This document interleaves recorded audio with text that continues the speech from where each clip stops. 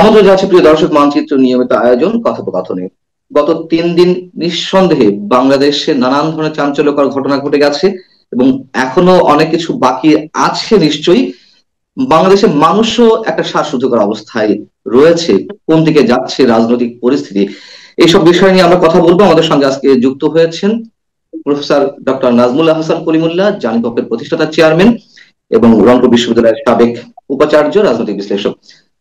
Professor Nazmul Hasan Kalimullah, আপনাকে স্বাগত জানাচ্ছি আমাদের অনুষ্ঠানে। যেটা ধন্যবাদ। শুরুতেই বলছিলাম, যদি প্রশ্ন করি আপনাকে যে আমরা কি স্বাভাবিক অবস্থার দিকে খুব দ্রুতই যাব, নাকি আরো অনেক কিছু দেখার বাকি রয়েছে? ধন্যবাদ। দেখুন, আমরা এখন সবচাইতে নাজুক একটা সময় অতিক্রম করছি। যে কোনো সময় যে কোনো রকমের ঘটনার মুখোমুখি হতে হতে পারে আমাদের এই জাতিকে। একদম যেটাকে বলে অনিশ্চিত একটি অবস্থা। কদিন ধরে আপনি একটু ইঙ্গিত দিয়েছেন, আমাদের মাননীয় প্রধান উপদেষ্টা গোসা করেছেন বলে জানা গেছে। তাকে কোনোভাবেই রাজি করানো যাচ্ছে না, তিনি পদত্যাগ করতে আগ্রহী। এবং আমাদের নবগঠিত রাজনৈতিক দলের প্রধান, তিনি সদ্য বিদায়ী ক্যাবিনেট মেম্বার, তিনি তাকে বোঝানোর চেষ্টা করেছেন, কিন্তু তিনি অনড়। এরকম একটি বার্তা তার কণ্ঠে আমরা শুনেছি। আমরা শুনতে পেলাম তিনি হয়তো তার অবস্থান চেঞ্জ করেছেন, আপনি কতটুকু জানেন? দেখুন, বিষয়টা হচ্ছে যে তিনি চেঞ্জ করেছেন এটা নিশ্চিত করে বলার সুযোগ নেই। কারণ হচ্ছে, যেই ধারণাটি প্রদান করা হয়েছে যে এটি একটি নাটক, আমি ব্যক্তিগতভাবে মনে করি না তিনি নাটকের একজন কুশীলব হিসেবে এই ভূমিকায় আছেন। আচ্ছা, তাকে সীমায়িত করা হবে যদি আমরা সেভাবে তাকে চিত্রায়িত করবার চেষ্টা করি। সত্যি কথা বলতে কি, ইটস এ হট চেয়ার। আমাদের অফিসার্স অ্যাড্রেসে মাননীয় সেনাপ্রধান খোলামেলা যেই বক্তব্য হাজির করেছেন তা অভাবিতপূর্ণ। এমনকি জেনারেল এরশাদও ক্ষমতা গ্রহণের আগে এ ধরনের কোনো বক্তব্য লিখিত বা ইন্টারভিউর মাধ্যমে প্রদান করেননি। আপনারা নিশ্চয়ই সেই সাপ্তাহিক, তখনকার খুব পপুলার আপনার পত্রিকা সাপ্তাহিক বিচিত্রায় তিনি যে ইন্টারভিউ দিয়েছিলেন, সেটি কিন্তু ক্ষেত্র প্রস্তুত করেছিল জেনারেল এরশাদের রক্তপাতহীন অভ্যুত্থানের। এবং আমাদের এই যে অফিসার্স অ্যাড্রেস, সেখানে কিন্তু পরিষ্কার দায়িত্বহীন ভাষায় আমাদের মাননীয় সেনাপ্রধান বলেছেন যে তার কোনো রাজনৈতিক উচ্চাভিলাষ নেই। যদি থাকতো তাহলে সেই 5 অগস্টের মতো সুবর্ণ সুযোগ জীবনে হয়তো 2বার আসবে না। সেটি কিন্তু সচেতন ভাবে তিনি পরিহার করেছেন। এবং তার যে প্রশ্মা যেটি তিনি প্রকাশ করেছেন, সেটি হচ্ছে আর্ম ফোর্সেস কে ডার্কে রেখে বা অন্ধকারে রেখে আপনার এই যে রিফর্ম এফোর্ট গুলো একটার পর একটা প্রত্যক্ষ করা যাচ্ছে, তাতে আমাদের সশস্ত্র বাহিনীর সদস্যগণকে কনসাল্ট করার কোনো সুযোগ রাখা হয়নি। এবং সেটি আপনার তাদের মনে রেখাপাত করেছে। আর মবক্রেসি বা মব কালচার, এর সঙ্গে সশস্ত্র বাহিনী কোনোভাবেই রিকনসিলেবল না। কারণ হচ্ছে ডিসিপ্লিন ফোর্স আর চরম বিশৃঙ্খলা একসঙ্গে অবস্থান করতে পারে না। এখন যেখানে সশস্ত্র বাহিনীর সদস্যদের এখন থেকেই অনেক বেশি অ্যাকশনে যাবে এই ধরনের মবক্রেসির বিরুদ্ধে, নাকি এর আগেও তো সেনাপ্রধান বলেছিলেন গত 25 ফেব্রুয়ারি পিলখানা ট্রাজেডি দিবসে একটি অনুষ্ঠানে যে অনেক হয়েছে আর নয়, উনি সতর্কতা জারি করেছিলেন, সতর্ক দিক করে দিয়েছিলেন সবাইকে। আবারও যে কথা তিনি বললেন, অনেকে কিন্তু ভাবছে যে শেষমেশ হয়তো উনি তেমন কোনো অ্যাকশনে যাবেন না, এমনটি কি? দেখুন, এটি ভাবার কোনো কারণ নেই। জীবনের দুটি সময় বা মুহূর্ত এক নয়। এবং যেই কায়দায় আপনার ফিল্ড বিল্ডিং এর কাজটি করতে হয়, সেটি কিন্তু জারি আছে। তিনি প্রথমে সতর্ক করেছেন এবং এই পর্যায়ে এসে তিনি কিন্তু স্টার্ন ওয়ার্নিং প্রদান করেছেন। এটা মৃদু সতর্ক বাণী উচ্চারণ করার মতো বিষয় নয়। আর আরেকটি বিষয়, সেটি হচ্ছে একেবারে অন্তিম পর্যায়ে যখন চলে আসে, তখন সেটা হয় লাস্ট কল। সেটা আমরা যেন ভুলে না যাই। আমি মনে করি তিনি যে অফিসার্স অ্যাড্রেস প্রদান করেছেন সেখানে যে বিষয়গুলো তিনি উল্লেখ করেছেন তা সবই কিন্তু লাস্ট কলের অন্তর্গত বিষয়, হালকাভাবে নেওয়ার কোনো সুযোগ আছে বলে আমি মনে করি না। এবং আপনি ডক্টর মোহাম্মদ ইউনূস সাহেবের পদত্যাগের বিষয়টি আপনি বলছেন যে উনি সিরিয়াসলি এটি বলেছেন, নাটকের কোনো অংশ নয়। তাহলে এবং আপনি এও বলছেন যে এখনো পর্যন্ত তিনি তার সেই সিদ্ধান্তেই আছেন যতদূর পর্যন্ত আপনি জানেন। যদি তাই হয় তাহলে রাজনৈতিক পরিস্থিতি আরো বেশি ঘোলাটে হবে। দেখুন, তিনি যদি অনড় না থাকতেন তাহলে পারসুয়েশনের কোনো প্রয়োজন ছিল না। আজকে সন্ধ্যা 7টায় আমাদের শ্রদ্ধেয় শিক্ষক, সহকর্মী এবং জ্যেষ্ঠ অধ্যাপক আমাদের ঢাকা বিশ্ববিদ্যালয়ের, বর্তমানে বিএনপির রাজনীতির অন্যতম ধ্রুবতারা আমাদের প্রফেসর ডক্টর খন্দকার মোশাররফ হোসেন,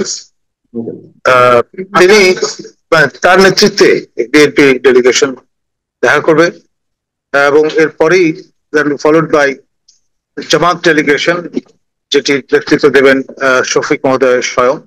তারপরে আপনার এনসিপি নাহিদ মহোদয়ের নেতৃত্বে দেখা করবে। এই যে চূড়ান্ত পারসুয়েশন, তারপরে যদি মন না গলে তাহলে হয়তো দেখা যাবে তিনি আপনার নিঃশব্দে চলে যাবেন, অথবা আপনার জাতির উদ্দেশ্যে একটি ভাষণ প্রদান করবেন। এই দুটি অপশন আছে। অথবা তিনি হয়তো সময় নিতে পারেন, আপনার একটা ডেডলাইন বেঁধে দিতে পারেন যে এর মধ্যে যদি পরিস্থিতি উন্নতি না ঘটে তাহলে তার আর কোনো উপায় থাকবে না। এখন মুশকিল যেটা, সেটা হচ্ছে জুলাই ঘোষণা। পরিস্থিতি উন্নতি বলতে তিনি কি মিন করতে চাইছেন? রাজনৈতিক দলগুলোর সঙ্গে এক ধরনের দূরত্ব, সশস্ত্র বাহিনীকে অন্ধকারে রেখে সবকিছু করা হচ্ছে, করিডোর বন্দর ইস্যুতে বিদেশিদের চাওয়াকে প্রাধান্য দেওয়া হচ্ছে, এনসিপি যেটি তার আশীর্বাদ পুষ্ট দল, তারা নানান ধরনের উত্তেজনা তৈরি করে বিভিন্ন দাবি দাওয়া আদায় করছে। তো পরিস্থিতিটা কি সবাই মিলে তৈরি করছে, নাকি তারও আমাদের প্রধান উপদেষ্টার অংশদায়িত্ব এখানে রয়েছে? দেখুন, যে যার অবস্থানের থেকে সুতোর টানটা দিচ্ছেন এবং আলটিমেটলি অ্যাবজর্ভ করতে হচ্ছে কিন্তু মাননীয় প্রধান উপদেষ্টা মহোদয়কে। He is in the helm of affairs.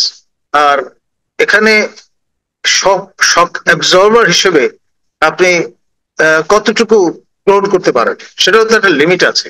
তিনি তো রক্ত মাংসে গড়া একজন মানুষ এবং বর্ষিয়ান একজন মানুষ। কতটুকু স্ট্রেন নিতে পারবেন সেটারও তো একটা সীমা আছে। এখন ধরুন ঈদের আগে তিনি যদি চলে যান তাহলে ব্যাপারটা দাঁড়াবে এরকম, আর ঈদের পরে যদি যান তাহলে ব্যাপারটা দাঁড়াবে আরেক রকম।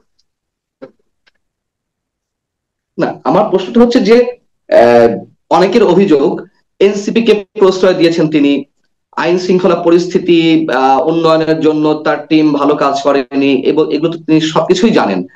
এবং আইন শৃঙ্খলা পরিস্থিতির অজুহাতে নির্বাচন পিছিয়ে দেওয়া হতে পারে এমন একটি আশঙ্কা অনেক আগে থেকেই অনেকের মনে রয়েছে, এবং সেই জায়গা থেকে সম্ভবত সেটি তার আশীর্বাদ পুষ্ট যারা তারাই এটি করার চেষ্টা করছেন, এরকম অভিযোগ অনেকের। এবং বাস্তবতার সঙ্গে কি এই অভিযোগ বা আশঙ্কাগুলোর কোনো পার্থক্য আছে আপনি দেখতে পান? দেখুন, বাতাসে এখন যে গুজবটি ভেসে বেড়াচ্ছে সেটি হচ্ছে সারা দেশ থেকে যাদের হাতে আপনার ইলিগাল স্মল আর্মস আছে তারা রাজধানী অভিমুখে আগুয়া। এখন এই যে সম্ভাব্য কনগ্রেগেশন, সেটি হয়তো নতুন মাত্রা যোগ করতে পারে। আর যে গৃহযুদ্ধ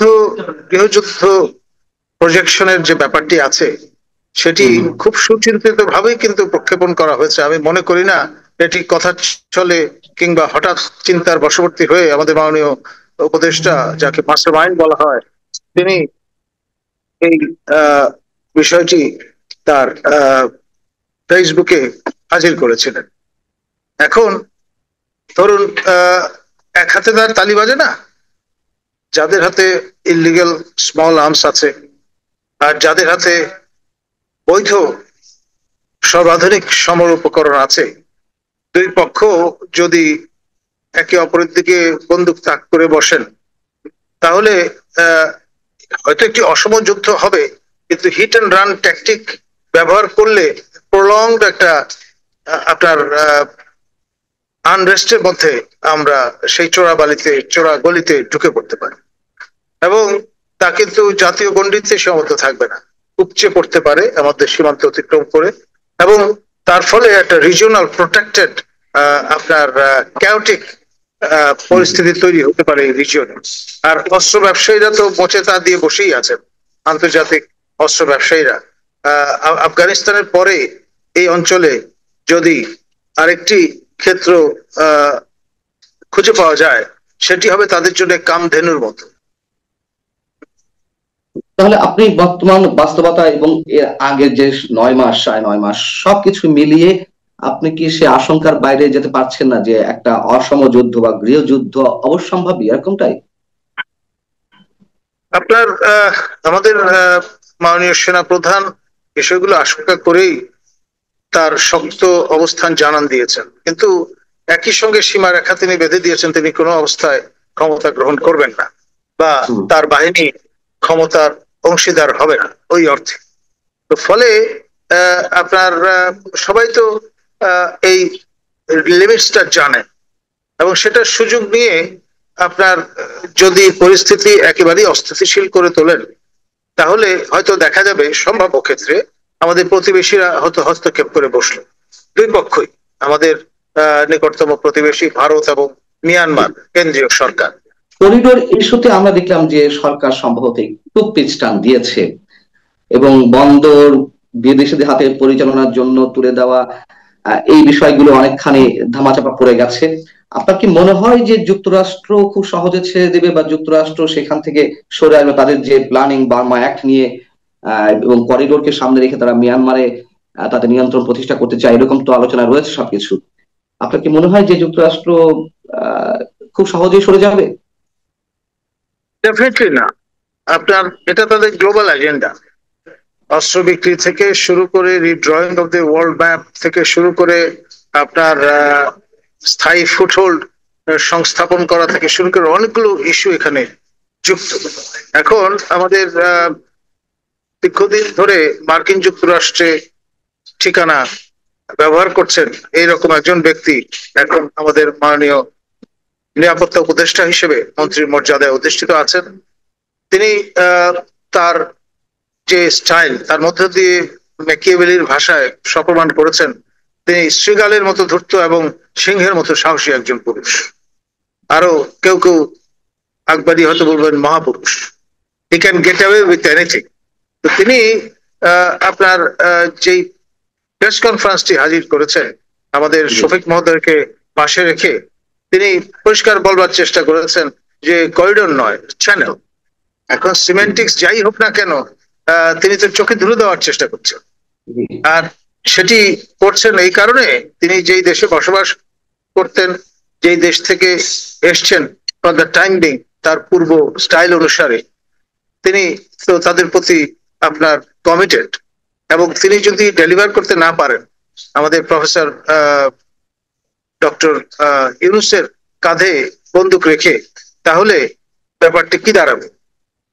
মার্কিন যুক্তরাষ্ট্র এবং পাশ্চাত্য বিশ্বের যে স্বার্থ, জাতীয় স্বার্থ, সেটি কিন্তু রক্ষিত হবে না। সিম্পলি তারা যদি ডেলিভার করতে না পারেন, তাদের হয়তো সরে যেতে হবে দৃশ্যপট থেকে। তারা বলতে কে, মানে শুধুমাত্র যার কথা উল্লেখ করলেন ডক্টর খলিলুর রহমান, নাকি ডক্টর মোহাম্মদ ইউনূসের নেতৃত্বে যে টিম, পুরো টিমকে? টু স্টার্ট উইথ খলিল মহোদয় আর আলটিমেটলি প্রফেসর ইউনূস, কারণ এখানে শ্রাগ অফ করার সুযোগ আছে খলিলুর রহমানকে, কারণ ইতিমধ্যে বিএনপি থেকে শুরু করে আরো অনেকেই তার পদচ্যুতি দাবি করছেন। এখন প্রফেসর ইউনূস যদি দেখেন যে তাকে স্যাক্রিফাইসিয়াল ল্যাম্প বানিয়ে আরো কিছুদিন থেকে যাওয়া যায়, তাহলে হয়তো তিনি সেটাই প্রেফার করেন। আপনি বলছিলেন যে ডক্টর মোহাম্মদ ইউনূস পদত্যাগের যে কথাটি বলেছেন সেটা সিরিয়াসলি, আবার আমরা এখন শুনতে পাচ্ছি আপনার কাছ থেকে যে আরো কিছুদিন থেকে যেতে পারে মার্কিন এজেন্ডা বাস্তবায়নের জন্য, বিষয়টা কি এরকম, এটাই বলতে চাচ্ছেন? সরল ভাবে বললে বিষয়টা হয়তো এরকম শোনা যাবে। এটি শুধু মার্কিন এজেন্ডা বলা ঠিক হবে না, এটি হবে পাশ্চাত্য যে শক্তি নিশ্চয় তাদের যে জোট, ন্যাটোর এবং প্যাকমের যে পার্সপেক্টিভ, সেই দৃষ্টিকোণ থেকে দেখাটা বেটার। তাহলে আমার প্রশ্ন, তাহলে তিনি সিরিয়াসলি পদত্যাগের কথা কেন বলছেন?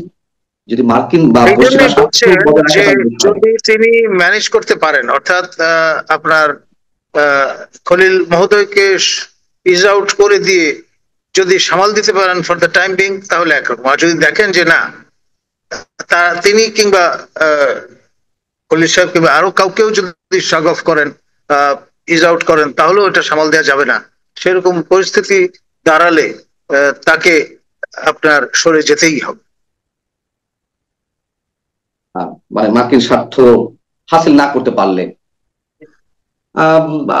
আপনার কি মনে হয় যে এখন কোন শক্তিগুলো বেশি খেলছে, ভারতের ইনভলভমেন্ট খেলাতে কতখানি, আর যুক্তরাষ্ট্র কতটা এগিয়ে?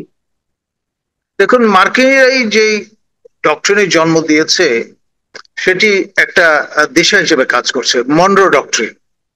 This is my backyard, America is for the Americans, যেই তত্ত্বটি তারা হাজির করেছিলেন এবং যে কারণে ইউরোপীয়দের ব্যাটল করতে দেননি নর্থ এবং সাউথ আমেরিকাতে, সেই একই রকমের যুক্তি এক অবস্থানে দাঁড় করিয়ে দিয়েছে ভারত এবং চীনের মতো আমাদের দুই প্রতিবেশী রাষ্ট্রকে। এটা তাদের উঠোন। এখানে 7 সমুদ্র 13 নদী পার হয়ে সেই ইউরোপ আমেরিকা থেকে এখানে এসে ছড়ি ঘোরাবেন লোকজন, অথবা হনুমানের ভূমিকা পালন করবেন পিঠাভাগের জন্য, সেটা তারা তাকিয়ে দেখবেন, এটা তো হতে পারে না। আর রাশিয়ানদের নিজস্ব, আমি বললাম যে ওয়ার্ল্ড ভিউ আছে, মিত্রক্ষীণ আর্কাইভ যার দিশা দেয়, সেই দৃষ্টিকোণ থেকে দেখলে আপনার এখানে তাদের ইন্টারেস্ট সেটাও কিন্তু প্রোটেক্ট করার একটা বিষয় আছে। সব মিলিয়ে আপনার কাছে জানতে চাই যে তাহলে স্বাভাবিক অবস্থায় বাংলাদেশ খুব সহসায় যাচ্ছে না, অথবা নির্বাচন অনিশ্চিত? দেখুন, এটা সিমুলেশন গেমের মতো। আপনার নির্বাচন দ্রুততম সময়ের মধ্যে আপনার নিশ্চিত করবার জন্য আমাদের দেশপ্রেমিক সশস্ত্র বাহিনী সর্বাত্মক চেষ্টা করছে, কিন্তু মনে রাখতে হবে এই যে বড় মাঠের খেলোয়াড়, তিনি কিন্তু জাতীয় গণ্ডির মধ্যে সীমাবদ্ধ, তার স্পেয়ার অফ ইনফ্লুয়েন্স নেই। এবং এইরকম বড় মাপের একজন ব্যক্তি যখন হেলম অফ অ্যাফেয়ার্স থাকেন, তাকে আন্ডার এস্টিমেট করবার সুযোগ নেই। আপনার তিনি খেয়াল করে দেখেন, শেখ হাসিনার মতো ব্যক্তি যিনি টানা 16 বছর প্রায় হেলম অফ অ্যাফেয়ার্স ছিলেন, তাকে পর্যন্ত কুপকাত করে ছেড়েছেন। এবং নিশ্চয়ই সেই অ্যাডভার্টাইজমেন্ট গুলোর কথা আমরা ভুলে যাইনি, শখানেকের বেশি নোবেল লরেট তার পক্ষে অবস্থান নিয়েছেন এবং সচেতন ভাবে স্বাক্ষর করে সেই সমর্থন ব্যক্ত করেছেন। তো এটা তো চারটিখানি কথা না, যিনি এই বিষয়গুলো মোবিলাইজ করার সক্ষমতা রাখেন, তাকে একেবারে শেষ সময় পর্যন্ত তিনি কিন্তু আপনার আঁকড়ে থাকবার চেষ্টা করবেন। বেড়ালের 9টা জানের কথা আমরা জানি, ক্যাট হ্যাজ 9 লাইভস, তার হয়তো 19টা আছে, কে জানে। তাহলে আমার সেই প্রথম প্রশ্ন আবার করতে হয়, আমি এটা দিয়ে শেষ করতে চাই, তাহলে তিনি পদত্যাগের কথা বললেন কেন? তিনি রক্ত মাংসের মানুষ, তার অভিমান হতে পারে না? রাগ বিরাগের বশবর্তী তিনি হতে পারেন না? আর একটা বিশেষ বয়সে তিনি চলে গেছেন। তিনি, আপনি হয়তো বলবেন তিনি শপথ ভঙ্গের কাজ করছেন, কিন্তু at the end of the day তিনি কিন্তু রক্ত মাংসের মানুষ, সেটা আমরা যেন ভুলে না যাই। টু আর ইজ হিউম্যান, মানুষ মাত্রই ভুল করে, সেরকম হয়তো একটা ভুল করে ফেলেছেন। প্রফেসর কলিমুল্লাহ, পশ্চিমাদের পরবর্তী খেলাটা কি? আমি এটি উত্তর নিয়ে শেষ করব। দেখুন, বার্মা অ্যাক্ট সেটি কার্যকর তারা যে কোনো মূল্যে করবেন, কাম হোয়াট। এবং পথে কেউ যদি প্রতিবন্ধক হয়ে দাঁড়ান, তাকে সিম্পলি ভেসে যেতে হবে। কিন্তু আপনি যে বললেন এটা চীনের উঠোন, এটা ভারতের উঠোন, তারাও তো চুপ করে বসে থাকবে না। ডেফিনেটলি। তো সেই জন্যই আপনার গৃহযুদ্ধ যদি একটা মঞ্চস্থ হয়, তাহলে অবাক হওয়ার কিছু থাকবে না। অনেক ধন্যবাদ আপনাকে আমাদেরকে সময় দেওয়ার জন্য। দর্শক, শেষ করছি, নিঃসন্দেহে বাংলাদেশ খুব স্বাভাবিক অবস্থায় নেই। সামনের দিনগুলোতে আমাদের জন্য অনেক ধরনের ঘটনা প্রবাহ অপেক্ষা করছে, তার ইঙ্গিত দিলেন প্রফেসর কলিমুল্লাহ। ভালো থাকুন সবাই, আল্লাহ হাফিজ।